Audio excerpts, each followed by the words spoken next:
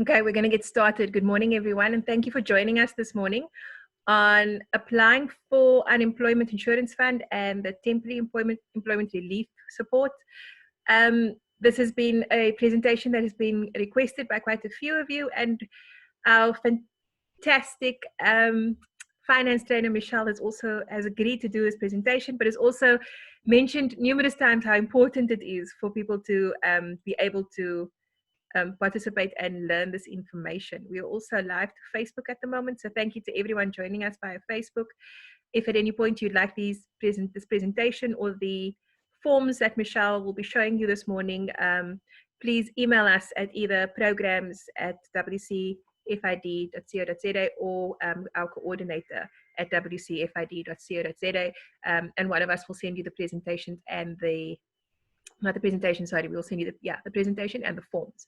This session is being recorded as well, and it will be available on our website probably by the end of next week. So I'm not going to be talking long because it's quite a interesting conversation and quite in depth that Michelle is presenting this morning. Just a bit of housekeeping. Please ensure that your device stays on mute, and if you are having some trouble with your connection, please turn your video off as well. I see most of you already have, but if you turn your video off, it helps with not only your connection, but everybody else's connection as well. You'll see that I'll turn mine off as well, and we'll just kind of leave Michelle's on. Michelle is already sharing her screen, which is fantastic. Thank you to those of you who have added your name to the group chat. I see that we've got some people who actually have been in our sessions before. For those of you who haven't been in our sessions, please would you add your name and either the organization you work for or where you're working at the moment. Excuse me. Please add your name and your surname, because very often we need to compare. We use our chat as a register, and we need to compare this to other registers in order to get the correct one. So please use your name and your surname in the chat group. I think that's all for housekeeping. Michelle, can I hand over to you? Yeah, sure, Amy. Thank you. Thank you so much, Michelle. I'm going to mute myself. And please enjoy the session, everyone. Hi, everyone. My name is Michelle. It's nice to be with you on this Friday. This presentation is based on information that we gathered around this topic. And we're especially going to zoom in on the TERS UIF, how to apply, and also just lay a little bit of a foundation. So it's quite a bit of a hectic presentation. So I think I will just jump in and start immediately. If you have questions, I think you can maybe just text it, or you can give it through. But what I want to do, I just want to finish the presentation because maybe some of the burning questions will be answered during the presentation, and then we can do a little bit of a Q&A maybe if we still have time. And even if time runs out, those questions that you have, you can still maybe mail it to us, and we can put a list together and then mail you back the answers to those questions. So welcome. We're going to start the presentation.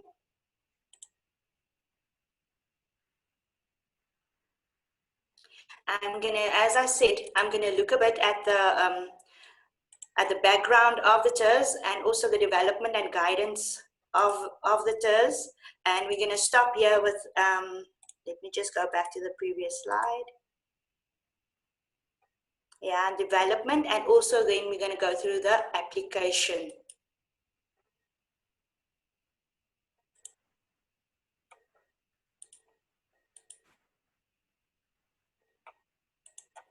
All right, so you have heard a lot about in the news of the UIF TERS relief scheme, and what has happened that government has put aside 40 billion rand worth of funds to assist and to give relief to organizations and contributors to the fund.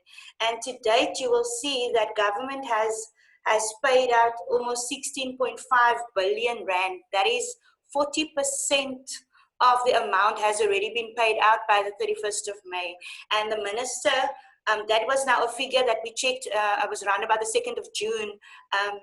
Yes, 2nd of June, the amount was 16.5 billion that was already being paid out to the UIF. And the minister continually saying that we must still apply. I've just checked now, I think yesterday on the UIF system, And May applications is open, but you can also still apply for April. So April is also open.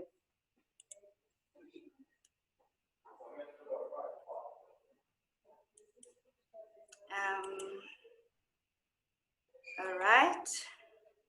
What is TERS? I think it's important, as I said, to lay a little bit of foundation. TERS is the Employee Relief Scheme for loss of income, and that is actually the golden thread. It must be that you have suffered, you have lost income during this COVID pandemic. That is the reason why you are able, or that you will be applying for the TERS benefit. Funds have been made available, as I said, and you can apply for up to 3 months. So meaning from April, May, and also in June, they made it available. Also, what is important that you need to know that the benefits are delinked from the normal UIF benefits. So what does that mean? It means that if after this, if they open up to level 1 and you can go back and work as normal, but you have to lay off or retrench workers, then those workers can still go and claim the normal benefit. So it does not touch the normal credits that are available for that employee. It's totally delinked from that. What I also wanted to show you is the journey. The journey, has been quite an interesting journey that government has gone through. You will see there was an original directive for the TERS benefit, and then you will see subsequent to that there was 5 amendments to this directive. It was a huge learning curve, and I think for all of us and those that have already applied for the TERS benefit in April month can account to this, that it was not a smooth journey, but we have come to the point where the processes have been automated. So in the beginning it was uncharted waters, but well done to the government that they have automated the processes. So as you can see, on the 25th of March was the original directive. There was an amendment on the 6th, again on the 16th, again on the 20th, and then on the 30th, and the latest one was done now on the 25th of May. I just want to go into that just a little bit so that you can see. So the original directive on the 25th of March was actually only for companies that has closed down during the lockdown, because meaning they stopped operation, and only those companies could claim from the TERS benefit, and it left the other companies that could still operate out in the cold. And then government amended the directive on the 6th of April again, where they said, okay, it's not just for closed businesses, but also for partial closing of businesses, because there were some organizations that could reinvent themselves, that can have a virtual office, that could work remotely from home, but has also been impacted, meaning their income has been impacted because they couldn't operate on 100% on a production level, but they could operate. And also they could pay their workers, even if it was a 50%, 40%. So government made that amendment on the 6th of April to allow for partial closing of businesses, also to have access to the TERS benefit. And also what was also interesting is that also they had to make allowance for a top-up payment, because some of those organizations could pay their staff. And also what happened was that because of this reduced hours, it spoke to a clause in the Unemployment Insurance Fund Act, and which said if there will be a benefit, a TERS benefit, then what will happen, and you pay a top-up salary, then it will actually reduce that TERS benefit if you pay a top-up salary. So, and that is not what we wanted to happen. We want actually the best of both worlds, that you were able to give a top-up salary, but that we can also use the TERS benefit. So what happened then afterwards, that government then had to amend again, made an amendment again, and that was on the 30th of April, where they said, okay, it's fine, we're gonna take out that clause, and we're gonna allow closed companies, partial companies, and employers that can make those top-up benefits to claim from the insurance benefit fund TERS. The last directive amendment was on the 25th of May. This was actually a very interesting amendment. And this was in respect of employees. So this assisted employees. And what happened was that government said, employees came and they said, but it's not our fault that our employers are not registered for unemployment. And then they amended the directive again and they said, and with this clause that they put in it, but for circumstances beyond that employee's control. And the circumstances that they mentioned beyond the employee's control was that the employer failed to register as an employer with the unemployment fund. The employer failed to provide details relating to the employees, and the employer failed to pay the contributions contemplated. So this was actually on behalf of the employees because they are suffering, and it was not because of their own fault. It was maybe due to negligence of the employer, and now they cannot partake into the onto this the relief scheme benefit. So so yeah, that has been the changes, and as you can see, it has been quite a journey for government to get this thing in place. I don't want to be that employer. I don't know what's going to happen to the employers later on that has not registered for UIF. I think because you are contravening the act if you have employees.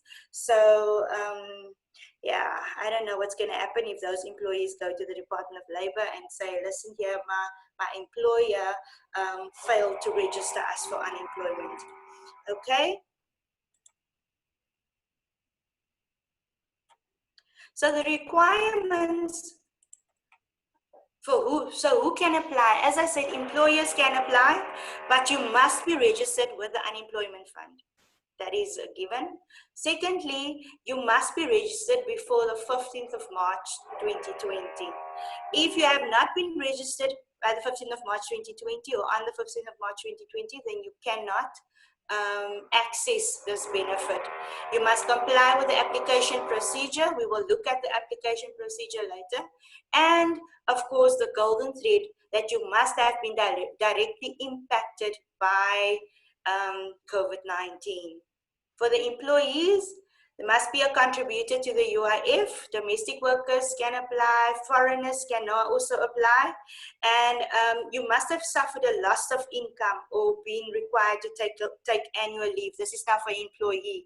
You see, I've highlighted the contributor to the UIF because of the previous amendment that that employee does not have to be a contributor to the UIF if it was beyond the employee's control. Then they can go to the Department of Labor and access these funds if they can prove that the employer, it was beyond their control. Also,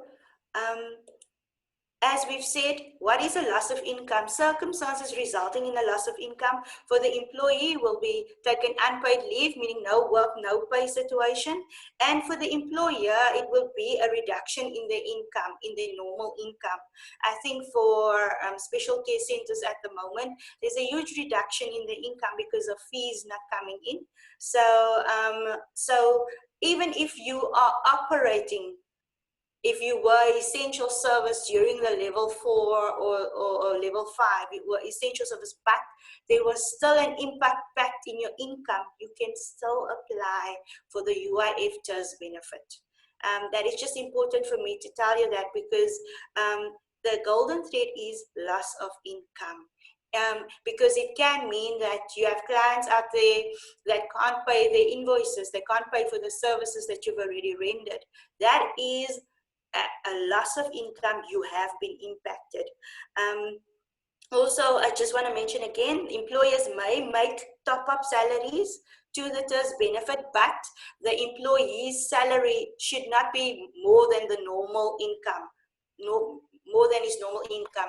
Meaning, if the employee earns 10,000 Rand, you get a benefit from TERS for 4,000 Rand or 5,000 Rand, and you make a top-up salary of 5,000 Rand, then 5 equals 10.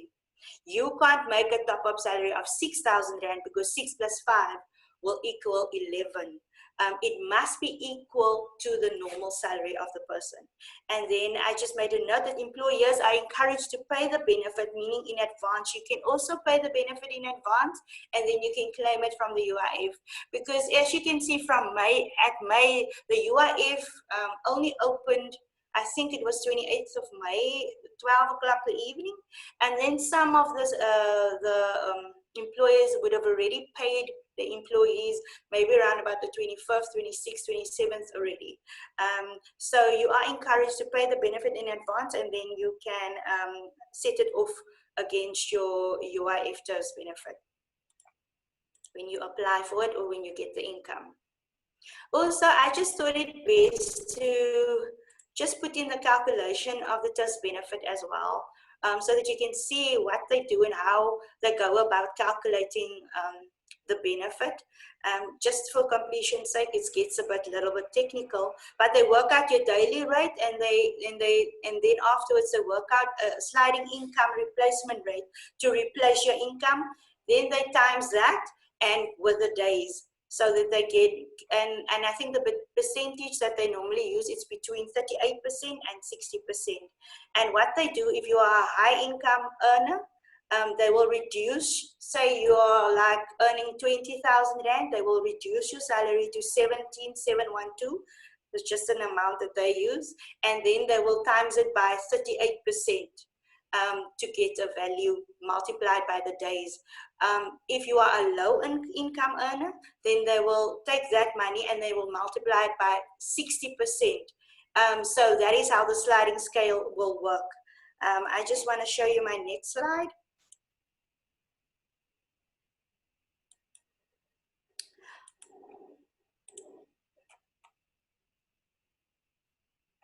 Here it says it a little bit better. The minimum amount that would be paid out would be 3,500, and you can see that it is in line with your national minimum wage, and the maximum will be about 6,638 Rand 40 cents, and that is worked out on a 30-day month. For those of you that have already claimed in April, you will see that your value will be a little bit higher that you get out for your high income people because of the number of days. I think with April's claim, it was about 35 days because it included March as well. And also what I wanted to say is that I've got a spreadsheet with all of this built-in calculations. If anybody is available, where you just put in the salary and it will work out the benefit for you. It's about 95% correct. So just if you want to play around with that, I can get that to you as well. What is important for me also, I just wanted to let you know that with the TERS benefit, when you are successful in your application, when it pays out, you must also, that amount must be showed on the payslip of the employee. And also what is important to note is that that benefit is tax-free. So you won't deduct tax from the benefit that you receive, and you won't deduct unemployment fund from that benefit. But if you are adding in a top-up salary, then from that top-up salary, the tax will still be paid, normal tax, and deduction will be deducted from that top-up salary. So there are other concessions like pay-as-you-earn deferment if you want to make use of that. And also with payroll companies, they have provided specific codes for the TERS benefit that you can use, which will show next to it that it is tax-free. So what is important, you are allowed to top up the benefit. The benefit is tax-free, and the top-up must not, when the top-up and the TERS benefit are added together, it must not be more than the normal salary that you would have paid out to your employees. I hope that makes sense. Because I thought it just that I wanted to lay this foundation, and then actually we can move on to the actual applications. Are there any questions thus far, Amy? No questions. Can I continue? I'm sorry, Michelle, let me have a look. No questions thus far. Thank you. As Okay, Michelle thank said to you. everyone, please post your questions in the chat section. And thank you for posting your name and surname and where you're from, which organization you're from. But as she said, please post the questions and we'll pose it to her once the presentation is done. Thank you, Michelle. Morning, Amy. Can I just ask something? Yes. Sure. Can we get this presentation very quickly, because I think a lot of people want to apply, but we would like to use your presentation and slides. Absolutely. You know what I'm going to try? Michelle, let me, so yes, I use YouTube to learn everything, and I'm pretty sure I can share a file within our chat group so you can download it from there, and then you'll have it straight after this presentation or almost immediately. So I think at the end of the presentation, I'll figure out and learn how to do that. And then I'll figure out how to put it in the chat while Michelle is talking. So those will be available at the end of the session. Is that okay, Michelle? Thank you, Amy. Yes, at the end of the session, please. Yes, that would be okay. Thank you. Yeah, definitely. We'll give it to you. So is it fine? Can I continue? Okay. All right, so we're now at the actual application. So that is the URL that you need to use. If, as I said, if you feel that you have been negatively impacted and your income has suffered because of COVID-19, then of course you can claim. And so we're going to start with the application process. The URL that you must use is this uifecc.labor.gov.za/COVID-19. If you click on that, then you will get the following screen. Let me just pause here. Okay, this will be when it will open up to this screen. But it's just important for me now is just to, so if you have never ever registered, you have to register first on the screen. But before that, the information that you need to register is your UIF reference number. Not the pay-as-you-earn number, the 7-digit, not the pay-as-you-earn number, it must have your UIF reference number. That is important. And some of you maybe don't know your UIF reference number, and then you will see there's on that red band, there's a get your UIF reference number. You click on that tab, and then it will open up with a security number that you have to fill in. And there you put in, let me see if I have it. You will put in your, it's not this one. I thought I've downloaded the screensaver there. You will put in your pay-as-you-earn number, and it will throw out for you your actual UIF reference number. So when you get that UIF reference number, then you can click register, and it will throw out this screen, UIF COVID TERS registration. There you can register as an employee or a bargaining council or an employee when you click on that drop-down list. Also, the username that you will use will be your UIF reference number. You will put in your contact number, and you will put in your work email address. And here you will create a password. I just want to ask Amy to open for me document 1 that I sent through so that we can see to follow the process. So what is important first? Know your UIF reference number. If you don't have it, click on UIF reference number registration, and you put in your pay-as-you-earn number. It will give you your UIF reference number. And then when you have it, you click on the registration button, and then the screen will pop up for you. Then it will ask you, there's a drop-down list. Do you want to register as employer or bargaining council? If you are employer, you will click employer. Your username will be your UIF reference number, and then you will put in your contact details. Thank you. Amy, are you ready with document 1? I will just continue. Okay, there it is. You see employer, company, or the bargaining council. So you will then choose, and then you fill in populate this document, and then you will press proceed.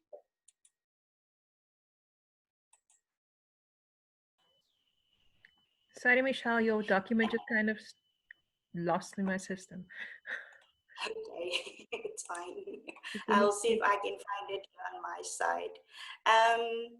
Also, so when you have registered and you've got your username and your password, now there is a login button. So then you log in, and then you, with your login details, you will put in your username. That will be your reference number, and also now the password that you have created.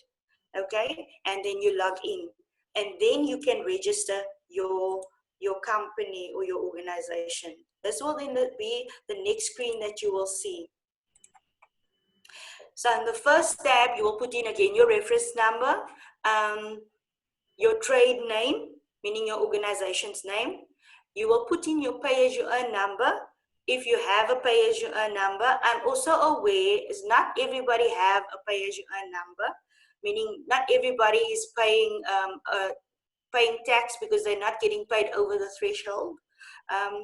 But if you do, you put in your pay-as-you-earn number, then your contact number and the email address. So this will be your work emails. If it's your bookkeeper or whoever, if it is the center manager doing it, so it will be their details that will be in there.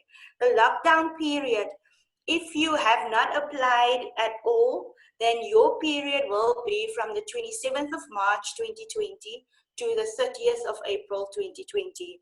As I said, April is still open, so you can still apply. I don't know how long April is open, but as I will urge you to do your April application as soon as possible. At the moment, the people are applying for May, but they are first looking at the April applications now to process that. Okay, the payment medium, they are asking you, should they pay to you as an employer, or should they pay it directly to the employees, into the employees' bank accounts? So this is up to you. I would rather say if you are in the employer applying for it, put the employer's banking details in there so that the UIF benefit can be paid out in the employer's bank account, so that you can have the breakdown as well. And the breakdown I will show you later on, and also for the pay slip so that it can be shown separately. And also afterwards, remember, proof of payment must also be kept when you want to apply again. Michelle, I have it open. Do you want it? Yes, please. That would be great. That would be great, yeah. Okay, this is the one you want today? I can't see it. Can I go out? Must I go out? Yes. Okay. Do they have it on their screens? I'm going to check with... There it is. Okay, there it is. It's on our screen. Amy. Hey. Yeah, they can Thank you, see. Amy. I appreciate it. Can't they see it? They can. Can they see it? Good.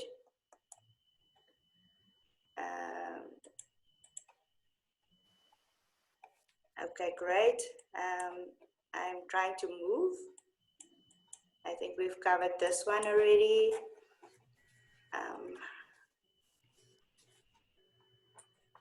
All right, so that is the first window I showed you. So we can go past that one.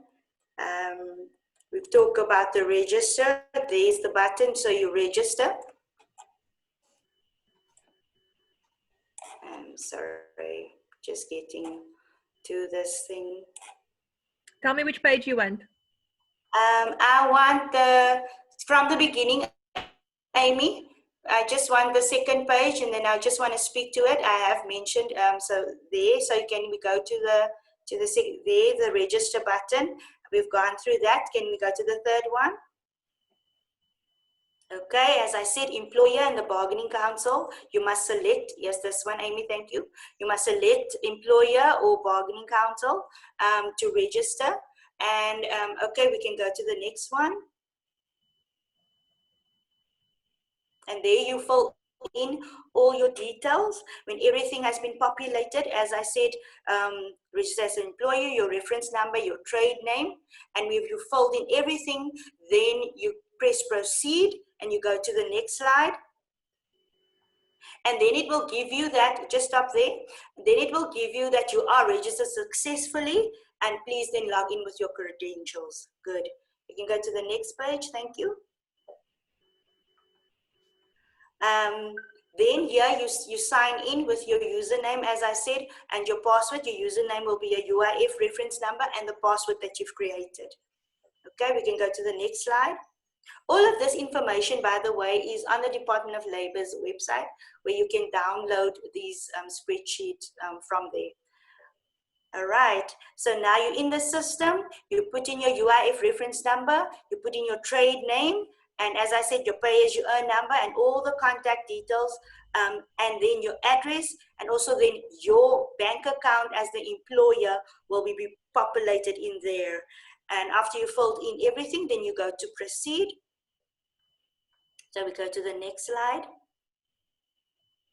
Then this is interesting, is if you are the first time that you're doing this, what will happen, there will be a memorandum of agreement between you as the employer and the unemployment insurance fund. I have the total, I have this document available if you want it. What it just says that the unemployment fund will tell you that, okay, this memorandum of agreement between me and the employer will say that here is it that you will promise that you will, the money that is made available to you will be paid to the employees, and that you will keep a record of it, and that there will be proof of payment in case the unemployment fund will ask you for a proof of payment. So this document will then appear, and then you must now say yes or no. If you say no, unfortunately, you won't be able to claim. If you go to the next page, Amy. And you will also see, if you go back, there's three types of documents. One is for the employer, one is for the bargaining council, and one is for the employee. Okay, you can go back, you press the accepting button, and it will move you on, yes, to the next screen. Thank you, Amy. There's another document that is also attached to it. They call it an undertaking agreement with the UIF. It's basically the same, but it's just saying that all it's saying is that you have to agree to their terms and conditions, and you must make that money available to the employees. Every time this thing is stressed, even in the memorandum of agreement and in your letter of undertaking, that you will pay out and that there will be proof of those payments must be kept for the UIF if they request it.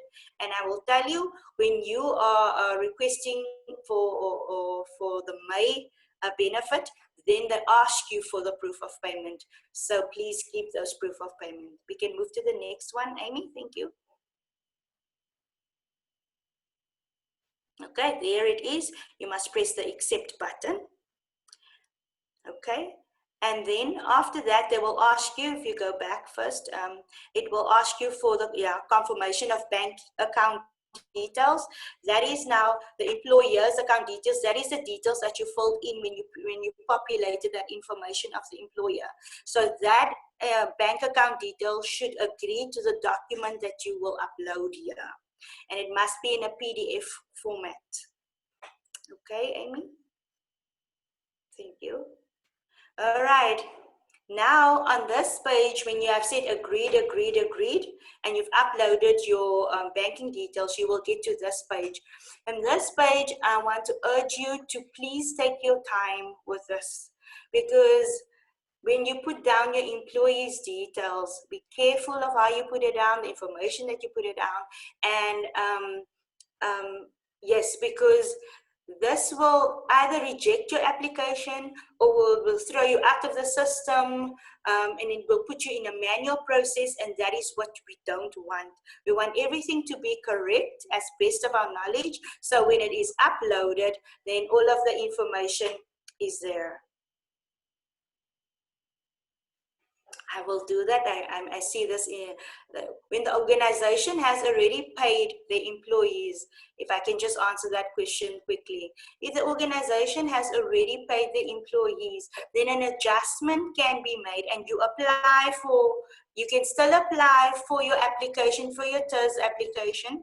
And then what just happened on the payslip of the employee, then you do an adjustment now for June, because we are already in May. You will do an adjustment on the payslip in June for that. And what happens is that if the organization, so meaning your organization will qualify in the sense of you've paid an advance out to your employer, to your employees as an advance, so the money that you get back can be then set off, if that makes sense. Okay. Michelle, you're going to need to share your screen again for your presentation, yeah, unless you want me to. Oh, must I share it again? Okay. Yeah. You want me to? Yeah, please. Okay. Because I'm now totally out. That's fine. Is it there? Yeah, it will be on your screen in a second. Okay, no, it's fine. Just leave that one now that you. I just want the actual presentation. Let me what just see. slide were you on? I want the employee detail. I just want this one. Let me see. Can everybody see this? Can everybody see this? No, we can't see yours because I'm sharing. Do you want to share from your side? I'll stop sharing. Okay, you stop sharing, and then I just want to see. I just want people to see the slide that I'm currently on. I'm okay, sorry you for need the to confusion. start. You need to go to the bottom and share screen again. Oh, hey. You need to start share screen over. So click on share screen again, and then go back to your presentation. All right. Thank you. Fantastic. There you go. Okay. Thanks, my dear. Apologies. Okay. So we've gotten to the place where the previous screen asked us to upload now employees, and it asked us the following question: do you want to do it in a CSV file or do you want to do it manually? I'm now with the process where you do it manually. What happens is that if you've got more than 10 employees working for you, then you must do it via a CSV file, an Excel spreadsheet. We'll get to that. But if you have less than 10 employees, then you can add them manually. Okay? And this is the screen. This is how it looked like. You must put in the shutdown date and the start date and the end date. So if it's the first time you are applying, so it will be from the 27th of March till the end of April, you will put in there. You will put in your employee's ID number. You will put in his first name and surname according to the ID, and you will put in the contact number and email address. If you as an employer are requesting this funds, then you can put in your own number and the organization's email address. Okay, does that make sense? So you don't have to put in the employee's contact number and email address. So the salary type, I want to know if it's a monthly salary, it's a weekly salary. And on monthly average salary, here you will put in the amount that the employee is being paid. So if the employee is being paid 12,000 Rand, then you put in the 12,000 Rand. Then there's a question, salary during lockdown. This is now for employees that are paying a top-up amount. If you're paying a top-up amount, then you will put in that top-up amount in that salary during lockdown. So if the monthly average salary was 12,000 Rand, you say, okay, I can pay 50% of it. Then you will put in their monthly salary during lockdown was 6,000 Rand. The national minimum wage will already have that amount in there, which is the 3,500 Rand. Then you must put in employment start date, when the employee has started working for the organization, and employment end date. The employee did not end, he is still with you. So that is one of the basic mistakes that people do. They put in an employee end date and they use the shutdown end date as the employee end date. It sounds straightforward that people will know, but that is most That is the error that people mostly make, is the employment end date they will put in there. And some people even put in there the employment end date will be the 27th of March when the lockdown started. So then they won't get any money from the employee fund, because according to them, when the lockdown started, the employee was not working for you, so they won't pay that out. Does that make sense? Okay, so when you've populated all of this information, there will be a tab at the bottom that will say save.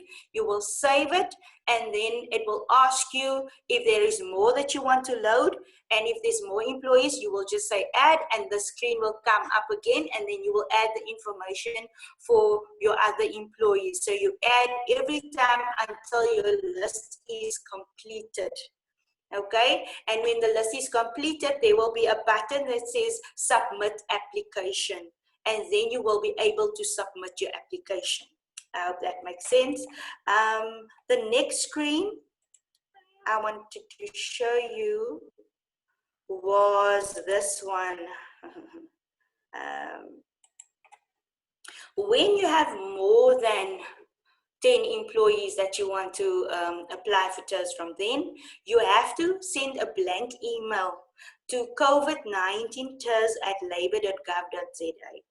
And then what they will do is an automated response. They will send you back the documents, and the one that you want to use is the Excel, the copy of National Disaster Payment Excel template.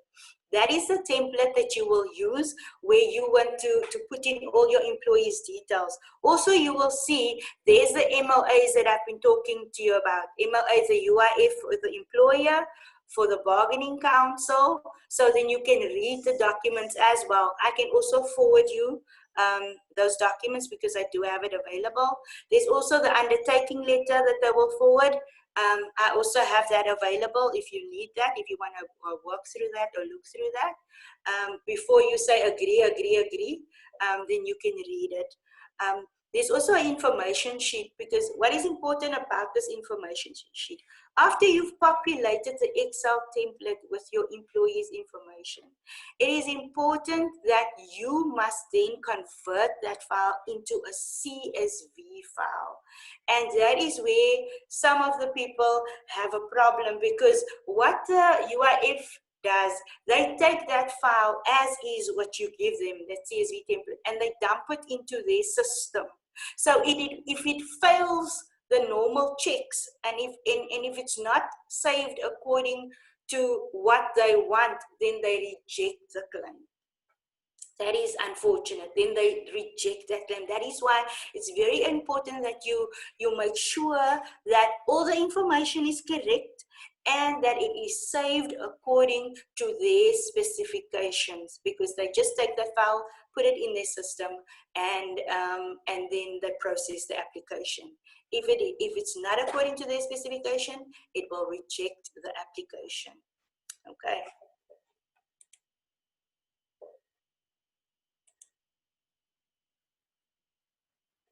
This is how the template looks like from the Excel spreadsheet. So it's again actually the same information that I showed you on the manual screen.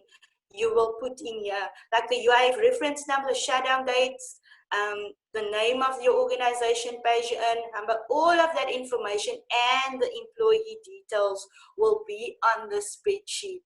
So when this is populated, after that, then you must convert this file into a CSV file. And the CSV file, it's according to, there's a whole document that the UIF has made available so that you can see how you need to save that information. I will forward it to you because I didn't want to go through that document now because it's a bit technical, but if you want me to, I can go through that document as well with you, how to save it as a CSV file.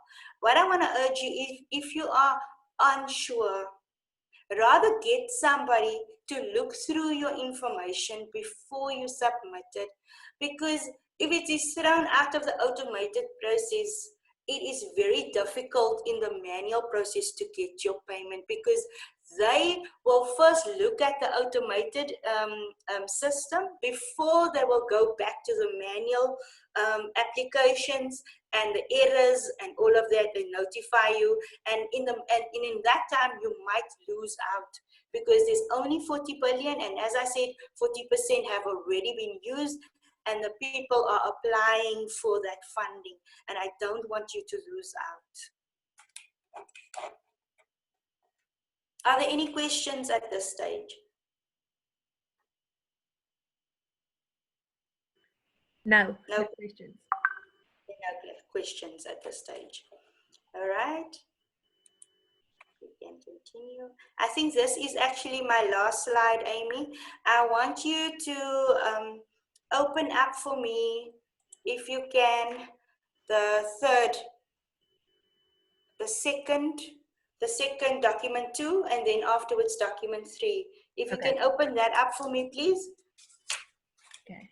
Because I want to show you now, if you have done all of that and you've submitted your application, what is going to happen next, what happens after your application. Can you see it, Michelle? It's this one. Let me see. Can the end date be edited if the application has not been processed yet but submitted? I don't understand. The application has not been processed but submitted. So what are you actually saying? You have submitted already your application to the UIF? If you can just answer me that. So you have already submitted it to the UIF. And it is, and if you check your status, what does it say? Application still in progress, but the status is still unprocessed. Okay, yes, definitely. Then you can go back, because that is maybe the reason it is still unprocessed. Then you can go back and you can take out that end date from there. Okay, and then you will see it will change application in progress. Okay, Amy, let me see. This is the one that I need. Is this the one you want? Yeah, I just want to go through this one. I can send them this information. If you go to page 2, Page 2. Page, yeah, there it will tell you how to populate the Excel form. As I said, the UIF reference number, the shutdown that we've gone through. If you go to page 3, there it is, how to convert an Excel sheet into a CSV file. It's very technical, because you have to do your settings from your computer, needs to change. It goes to, I think it's dates that they will ask, select region and language that you need to select, and then you must put in a pipe in there.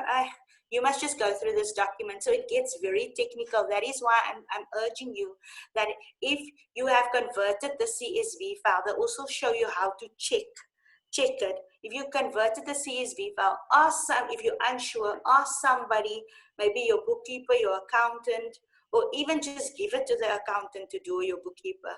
But if you have to do it yourself, rather ask somebody to check it for you before you send this information, before you attach it before you attach it. I have a question. We applied for last month but never got paid yet. When you check the status, what does the status say, Valencia? Okay.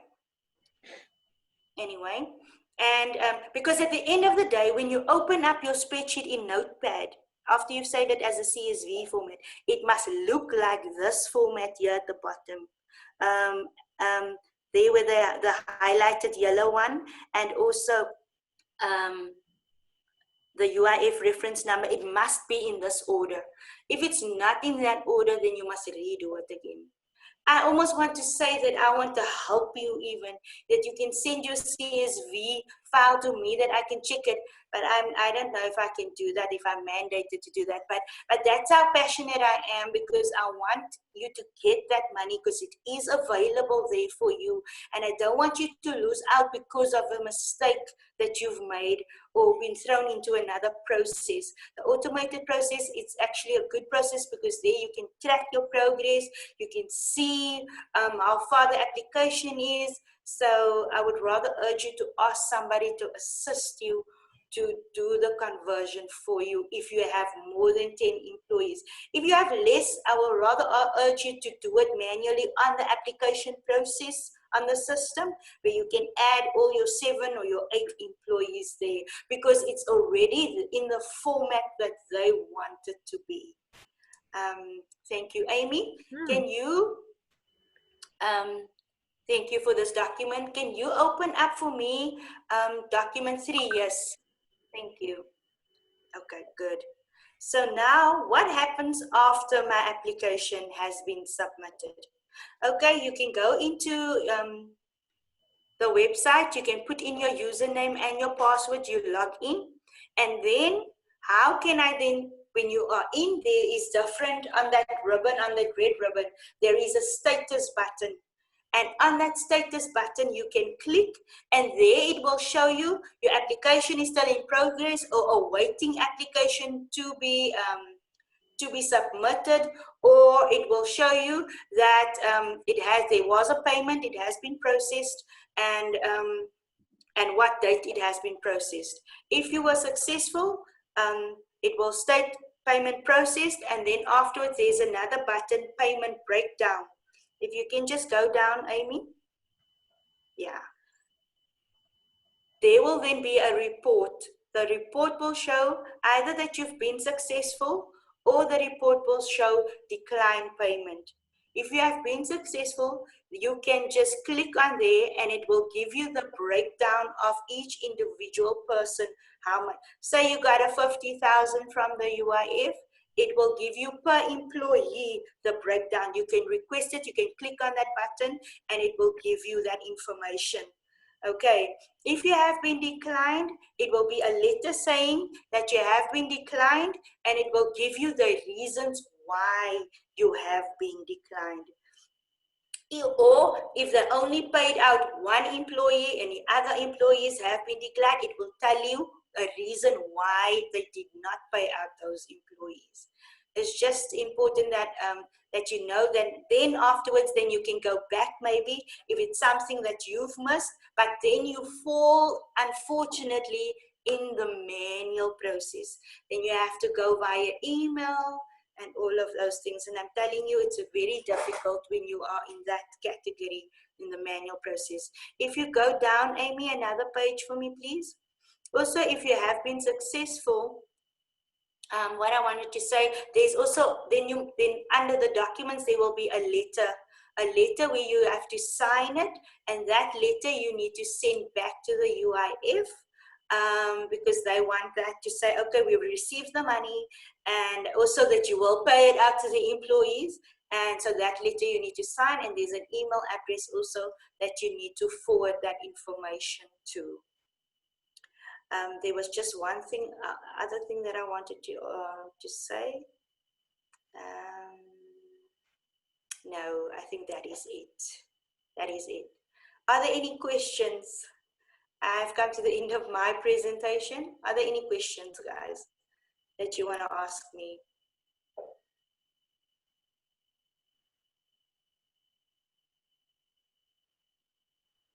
No questions.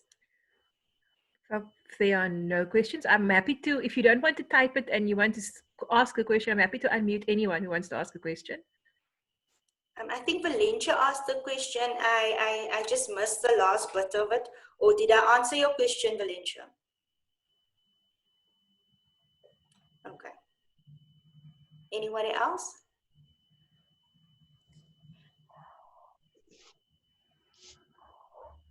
I think you did such a fantastic job, Michelle, that it's quite straightforward and people are ready to do these applications.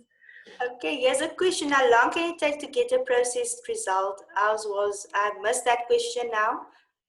How long Theirs was submitted on the 28th of May, but it's still unprocessed. I've spoken to the Department of Labor yesterday. They're saying that they are now getting applications for April now, also, and they are working on the applications for April and to get that done, that backlog done, before they are starting with May. But there are some people that have already got the UIF for May, but that is the answer where I got, because there are some people that I'm also assisting that are still waiting for the application to be processed, also in that status, and that's why I phoned. And they said it's because they're getting now volumes of April applications, and they need to process that now first before they can continue with the May applications. So that's why I'm saying if you have not applied, April is still open. They can just decide now or tomorrow just to stop that. So you can apply for April still, so do it if you can. Thank you very much. Thank you very much, Michelle. I think that was a fantastic presentation. I think it was very useful for everyone. I also just want to thank everyone for participating. My assumption is that it has been very useful and everybody's okay. There's a reaction space on your screen if you're trying to give me a thumbs up that you're okay. And Michelle and I know that you have no more questions. That is excellent. I tell you what I am going to do. Just give me a second. I need to just upload this. There's actually quite a few of you. I know Busi is not in the space in the session at the moment, but I do have everybody's email address.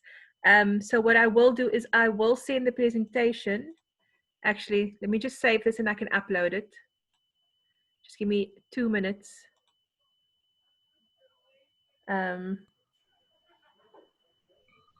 Amy, can I ask a question, please? Please do. Okay, just to ask the people, I know you're going to be hello everyone. And thank you, Michelle. That was absolutely brilliant. I thought you were very clear. I'm sure that's why there aren't many questions. It was very thorough. So thank you for that. Just to ask that if you are going to share the presentation with other people, would you be kind enough to let us know who you share it with? It's part of our reporting to our funders who fund us to expand the reach of the presentation. And if it's going to be shared with one of you, you obviously can just share it and move it on. Please be kind enough to just let us know who it is and which organization they're from. You are welcome to share it, but if you could just let us know, please. Thanks. Okay. I have figured it out. Sorry, this is a learning process for us.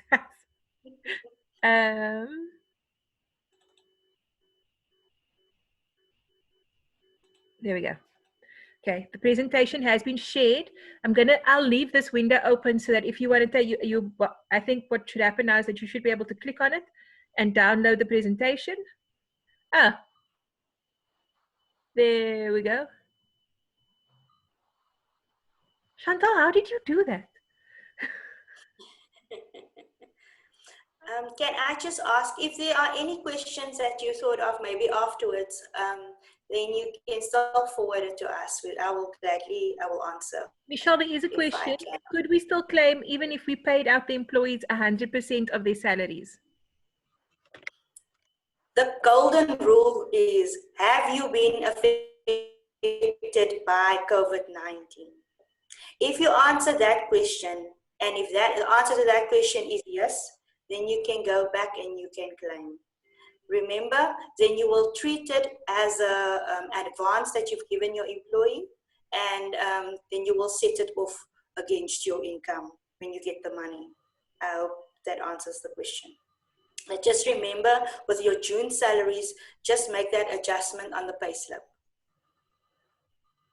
I'm also going to add all the other PDFs that Michelle used, all the ones from the website. I'll upload those now as well. You should all be able to download it straight from this presentation. One at a time, apparently. There we go, they're coming through. Awesome. Right.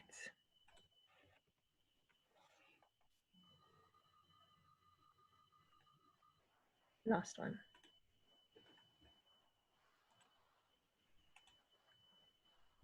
Right, so you should all have Michelle's presentation. You will be able to download it from our from the chat section. There's a presentation and all 3 PDFs that I presented that I opened for earlier. What we will be doing is, please make sure we have your email address, and if you've signed in with, or if you've registered with your email address for the session, we will be sending you an attendance certificate. I would say please keep that on record, because you will have to prove that you've done COVID-19 training or training related to COVID-19. So we will be sending you an attendance certificate, and then we'll also send you a evaluation form by SurveyMonkey in this email. Please assist us by completing this evaluation form. It's been very helpful to learn what people are needing training on. It's been very useful for us. So if you wouldn't mind, it's quite it's only 9 questions. All you need to do is click on the link in the email, and it will take you directly to the survey. There's about 9 questions, and once we get that returned, we'll also be able to send you your attendance certificate. So thank you very much, everyone. If there are no more questions, I'm going to say thank you very much to Michelle. A really great presentation. I think everybody really enjoyed that, or has found it's been very helpful. Just going on the comments, I think it's been a very useful session. So yeah, I think we can close for today. I'm going to save our chat group. I will stay within the chat. You are welcome to all leave, but I'll stay until everyone leaves, so I know you all downloaded those documents. And thank you, everyone. Have a lovely Friday, and I hope if you are taking Monday off, you have a lovely long weekend. If you didn't know Tuesday's a holiday, now you know Tuesday's a holiday. I didn't know, but thank you, everyone. Have a good weekend. Goodbye. Bye-bye.